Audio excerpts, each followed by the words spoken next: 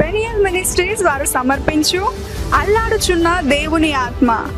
దేవుని నామానికి స్తుతి కలుగును గాక. ప్రియ సహోదరులారా, మీ అందరికీ ప్రభువైన యేసు నామములో నేను మీకు శుభాలు తెలియజేస్తా ఉన్నా. దేవుడు తన మహాకృపను బట్టి మనందరినీ దేవుడు కాపాడి ఈ రీతిగా మరొకసారి దేవుని స్తుతించే భాగ్యం దేవుడు మనకిచ్చినందుకు దేవునికి నిత్యము స్తుతి కలుగును గాక. హల్లెలూయా. మీరందరూ కూడా క్షేమంగా ఉన్నారని చెప్పి తెలుస్తున్నాం. మీ క్షేమం కొరకు ప్రతినిత్యం మేము మా సంఘమంతా కలిసి ప్రార్థన చేస్తూ ఉన్నాం. ఎందుకంటే ప్రియ సహోదరులారా, మనమందరం కూడా ఆఖరి దినాల్లో, చెడు దినాల్లో, దుర్దినాల్లో, అపాయకరమైన దినాల్లో మనం ఉన్నాం. కాబట్టి ఈ రీతిగా మనం బ్రతుకున్నామంటే కేవలం దేవుడు తన మహాదయ, ఆయన కృప. ప్రియులారా, ఈ సమయంలో చాలామంది దేవుని యొక్క వర్తమానాన్ని అల్లాడుచున్న దేవుని ఆత్మ అనే టీవీ కార్యక్రమం ద్వారా చాలామంది వింటూ ఆశీర్వదించబడుతూ మాకు ఫోన్ ద్వారా మెసేజ్ చేస్తూ ఉన్నారు. చాలా సంతోషం. మీరు ఆశీర్వదించబడడం మాకు ఎంతో ఆనందంగా ఉంది.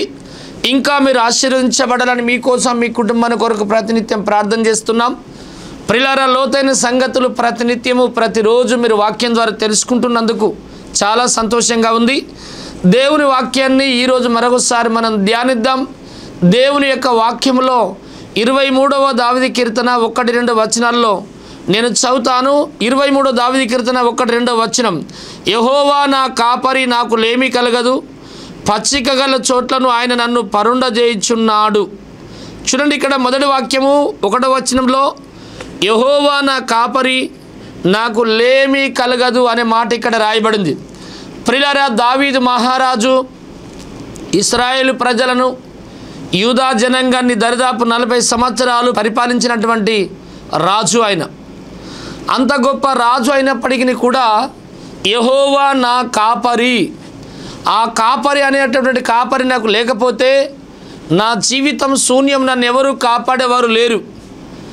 అయితే ఇశ్రాయేలు ప్రజలకు 10 గోత్రాలకు, యూదా 2 గోత్రాలకు 12 మంది గోత్రకర్తలకు నేను కాపరిగా ఉండి, ఒక రాజుగా ఉండి, పరిపాలకుడిగా ఉండి ఏలుతున్నప్పటికి కూడా నాకు అంటూ ఒక రాజు ఉన్నాడు, నాకు అంటే ఒక కాపరి మాత్రం ఉన్నాడు.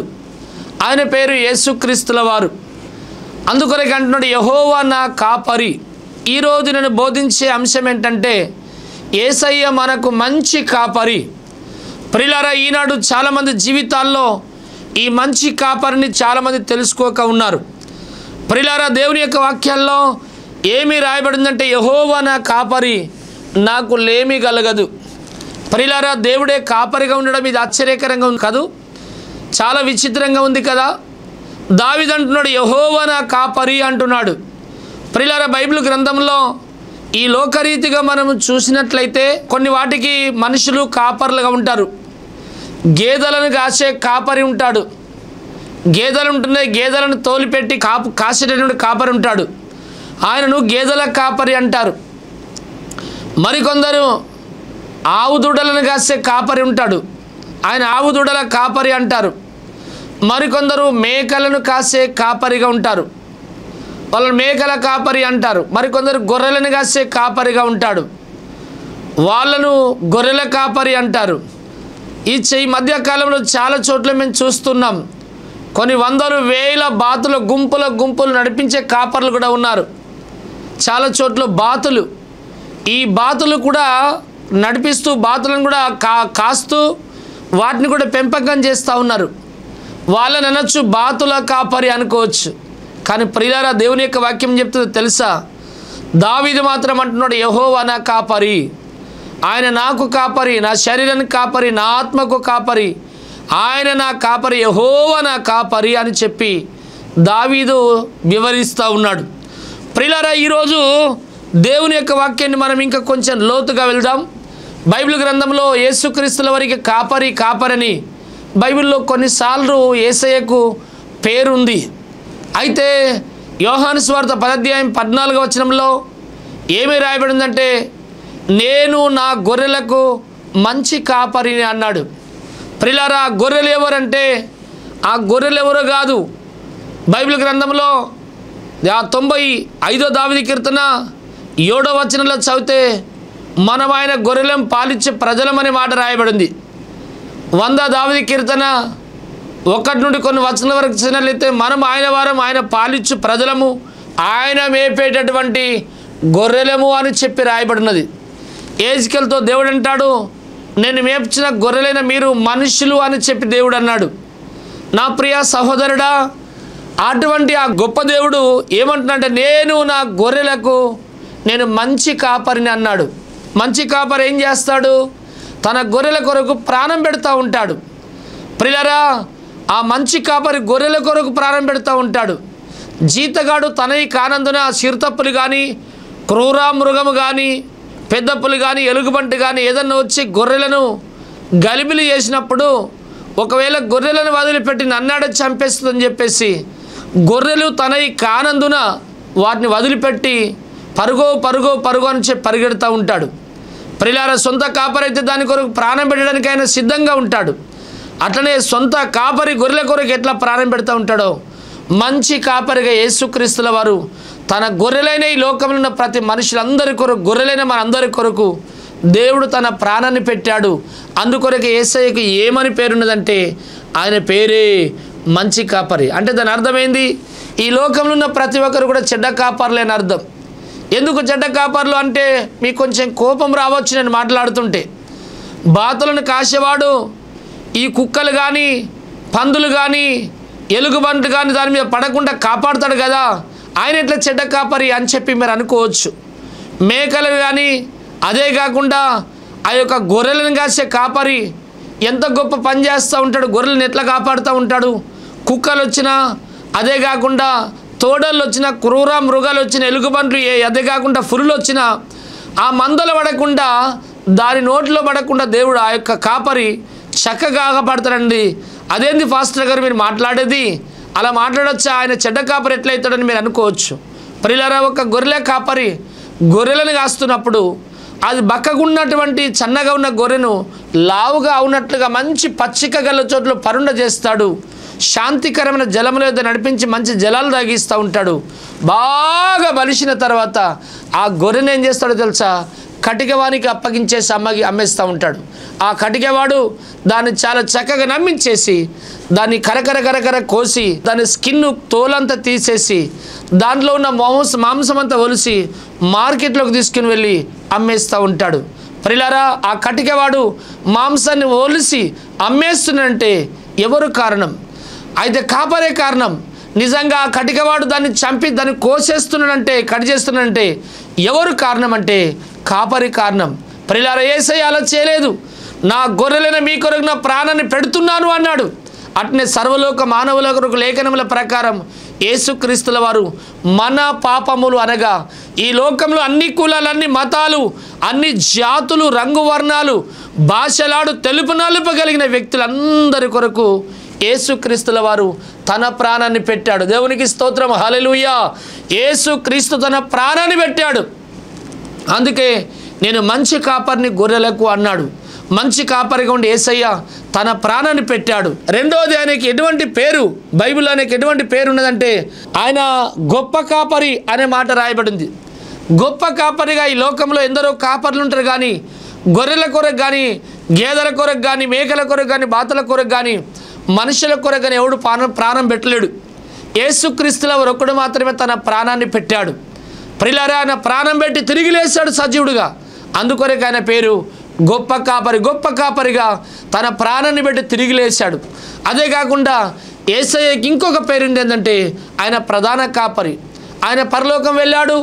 రెండవ రాకల్లో కాపరిగా పరలోక రాజ్యం నుండి ఈ లోకానికి రెండో మారు ఆయన రాబోతున్నాడు. అందుకొరకు ఆయన పేరు ప్రధాన కాపరి అనే మాట బైబిల్లో రాయబడింది. ప్రియా సహోదరులారా, ప్రియులారా, ఆయన గొప్ప కాపరి, ఆయన మంచి కాపరి, ఆయన గొప్ప కాపరి, ఆయన ప్రధాన కాపరి. ప్రియులారా, కాపరికి ఉండవలసినటువంటి లక్షణాలు ఉంటాయి. ప్రియులారా, ప్రధాన కాపరి అనే పేరు బైబిల్లో రాయబడింది.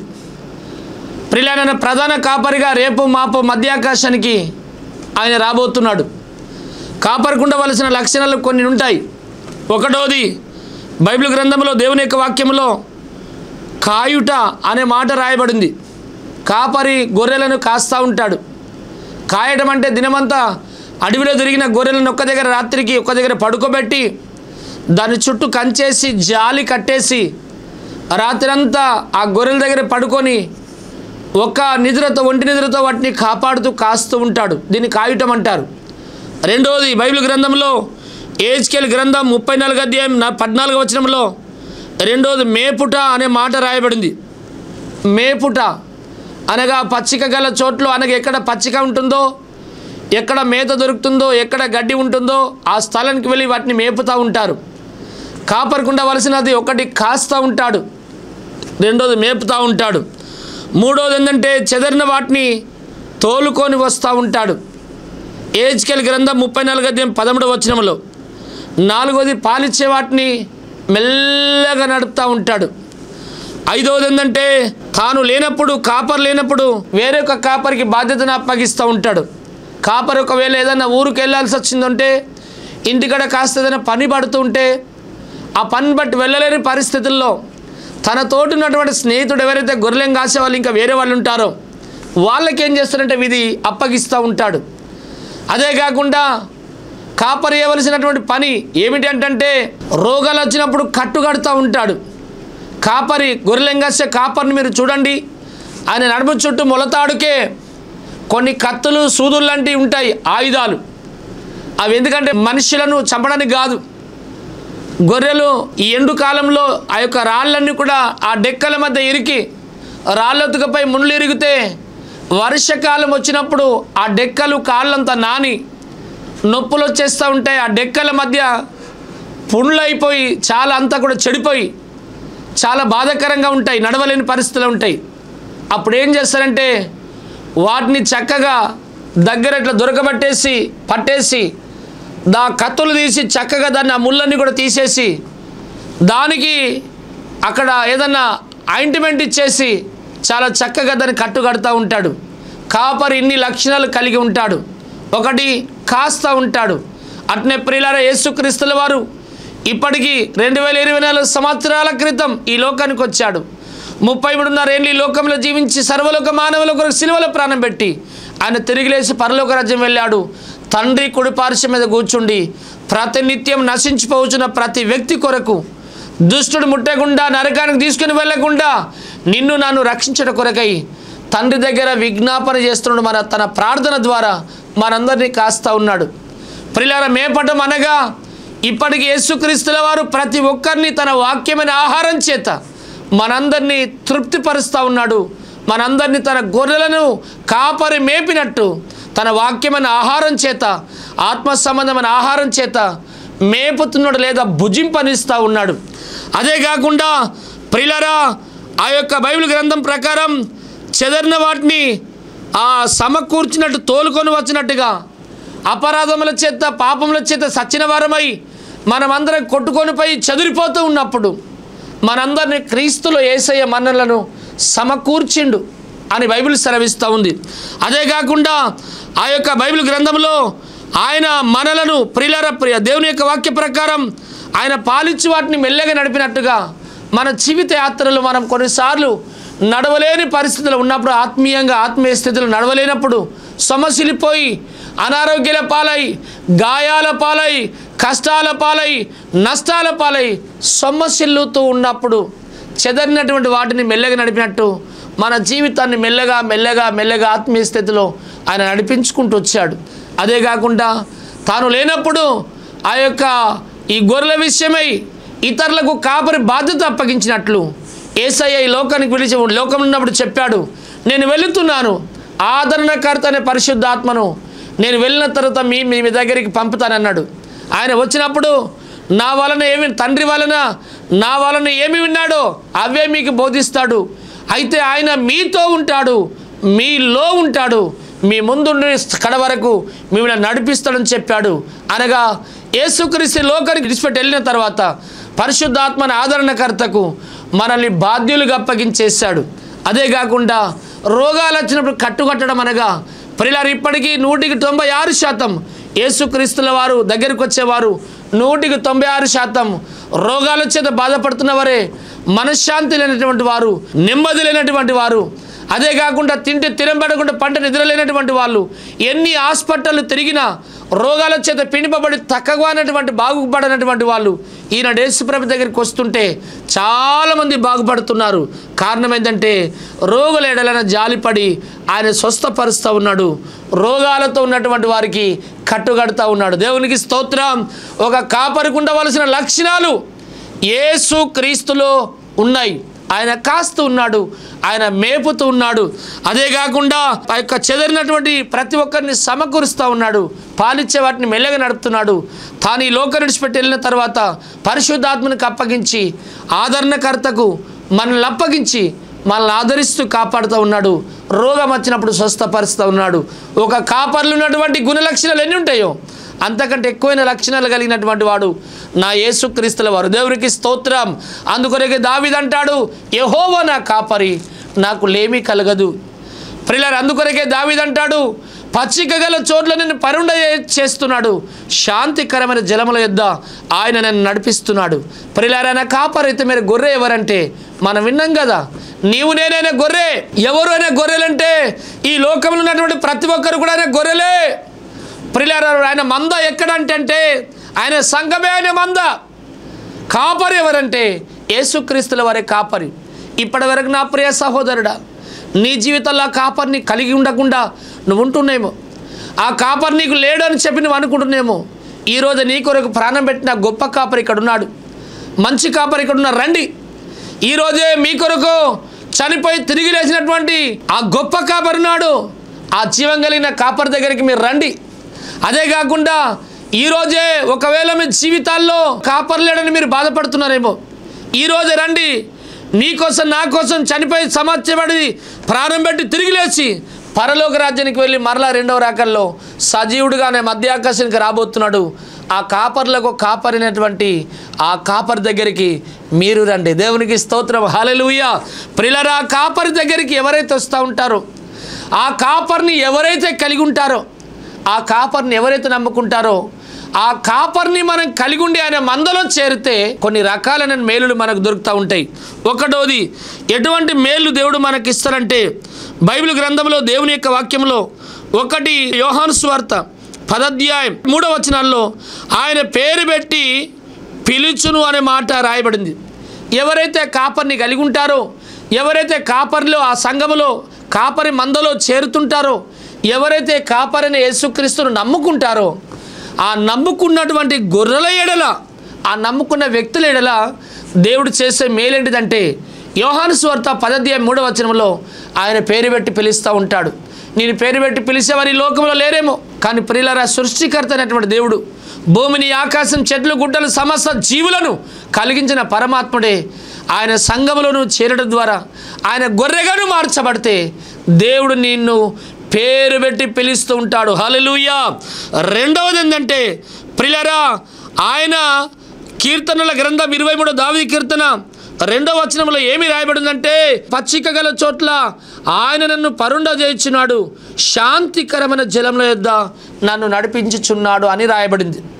నా ప్రియ సహోదరుడా, ఆయన మందలను చేరడం ద్వారా ఒకటి నిన్ను పేరు పెట్టి పిలుస్తూ ఉంటాడు, రెండోది ఆయన నిన్ను నడిపిస్తూ ఉంటాడు. ఆత్మీయ స్థితిలో సమస్యలిపోయినేమో, జీవిత యాత్రలు చాలున బ్రతుకొని అనుకుంటున్నామో, ఇక చాలున తనవు నేను ముగించేసుకుంటా అనుకుంటున్నామో, చాలు ఇక నేను చనిపోతా, భూమి మీద బ్రతికి లాభం లేదని అనుకుంటున్నామో. ఎందుకంటే నీకున్న అప్పులను బట్టి నడవలేకపోతున్నావు, నీకున్న రోగాలను బట్టి నడవలేకపోతున్నావు, నిన్ను పట్టి పీడిస్తున్న మంత్రశక్తులు, దయ్యాల చేత నువ్వు పీడింపబడి నడవలేని స్థితిలో ఉన్నావు. దేవుని యొక్క వాక్యం చెప్తుంది, ఆయన నిన్ను నడిపిస్తాడు. దేవునికి స్తోత్రం.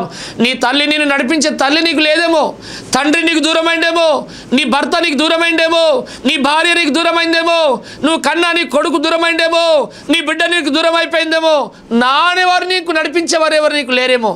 ప్రియులారా, మందలో చేరితే ఆయన ఎటువంటి మేలు చేస్తాడో తెలుసా? ఆయన నిన్ను నడిపించే దేవుడు అయినాడు. హల్లెలూయా. ఆయన నిన్ను నడిపిస్తాడు. ఏ రోజైతే మేము యేసుక్రీస్తుని అంగీకరించి ఆ కాపరిని మేము కలిగి ఉన్నామో, ఏ రోజైతే మందనే సంఘంలో మేము చేరినామో, ఆ రోజు నుండి మా పేరు పెట్టి ప్రతినిత్యం మేము కృంగిన వేళలా నా పేరు పెట్టి దేవుడు నన్ను పిలుస్తూ ఉన్నాడు. ఆ రోజు నుండి ఈ రోజు వరకు దేవుడు నా చేయబట్టి నా కష్టంలో, నా నష్టంలో, నా అపజయంలో, నా ఆవేదనలో, నా రోగంలో, నా ఇరుకుల్లో, నా ఇబ్బందుల్లో, నా లేమిడిల్లో, నా ఇరుకుల్లో దేవుడు ఆయన చేయబట్టి ఏం చేస్తున్నంటే ఆయన నన్ను నడిపిస్తున్నాడు. నన్ను నడిపించిన దేవుడే నేను నడిపించును గాక. దేవునికి స్తోత్రం. ప్రియుల రెండో మేలు ఏం చేస్తారంటే ఆయన నడిపించే దేవుడుగా ఉంటాడు. మూడోది ఏంటంటే ఆయన సంఘములో చేరి ఆ కాపర్ని కలిగి ఉంటే ఆయన ఏం చేస్తాడో తెలుసా?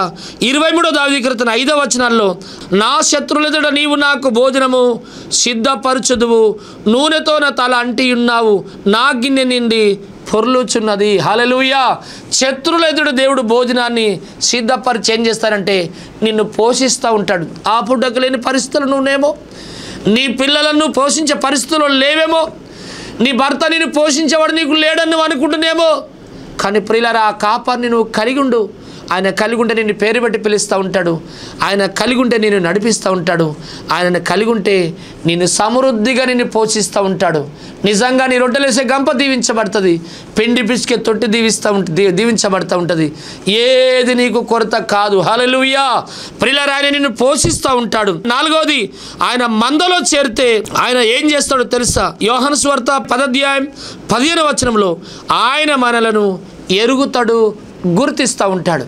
నిన్ను ఎరిగేవారు ఎవరు లేరేమో లోకంలో, నువ్వంటే ఎవరికి తెలియకపోవచ్చు. కానీ దేవుని యొక్క వాక్యం చెప్తుంది, ఆయన మందలో చేరే ఆ కాపర్ని మనం కలిగి ఉంటే ఆయన చేసే మేలు ఏంటిదంటే ఆయన ఎరుగుతాడు, గుర్తిస్తూ ఉంటాడు. ఐదవది ఏంటంటే ఆయన మందలో చేరినటువంటి వారికి ఎటువంటి మేలు చేస్తారంటే ఆయన నిన్ను స్వస్థపరుస్తూ ఉంటాడు. దేవునికి స్తోత్రం. హల్లెలూయా.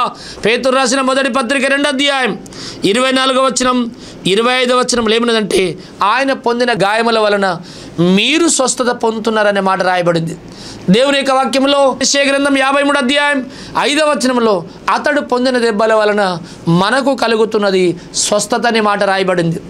యెషయా గ్రంథం 58వ అధ్యాయం 8వ వచనంలో స్వస్థత శీఘ్రంగా నీకు లభిస్తుంది అనే మాట రాయబడింది. నిర్గమకాండం 15వ అధ్యాయం 26వ వచనంలో ఏమి రాయబడిందంటే నిన్ను స్వస్థపరిచి యెహోవాను నేను బిడ్డ అని దేవుడు అన్నాడు. ఎటువంటి రోగం నీకున్నదో, ఏ డాక్టర్తో నీకు తక్కువగా పరిస్థితులు నీకు ఉన్నావో, నిన్ను స్వస్థపరిచి యెహోవాను నేను బిడ్డ, నేనే బాగు చేస్తా, నేను పొందిన దెబ్బల వల్ల నీకు స్వస్థత కలుగుతుందని చెప్పి దేవుడు సెలవిచ్చాడు. ప్రియులారా, ఆనాడు నానా విధమైన రోగాల చేత, వ్యాధుల చేత, బాధల చేత పీడింపబడుతున్నటువంటి వారు యేసయ్య దగ్గరికి వచ్చినప్పుడు యేసయ్య వారిని ముట్టిండు, వారిని బాగు చేసిండు. ఎటువంటి రోగం నీకున్నా సరే భయపడకు, దేవుడు నిన్ను బాగు చేయబోతున్నాడు. సోదరి సోదరుడు నిన్ను తాకబోతున్నాడు. ఈరోజే ధైర్యం తెచ్చుకొని ప్రభు సన్నిధికి రా. దేవుడు నిన్ను బ్రతికిస్తాడు, నిన్ను ముడతాడు, బాగు చేస్తూ ఉంటాడు. ఆయన మందలో చేరు, ఆ కాపర్ని కలిగి ఉండు, ఆయన నిన్ను స్వస్థపరుస్తూ ఉంటాడు. దేవునికి స్తోత్రం. హల్లెలూయా. ఆరోది ఏంటంటే ప్రియులారా, యెషయా గ్రంథం అదే బైబిల్ గ్రంథంలో 40వ అధ్యాయం 11వ వచనంలో ఆయన నిన్ను మోసుకొని పోతూ ఉంటాడు. ఎట్లా మోసుకొని పోతూ ఉంటాడు?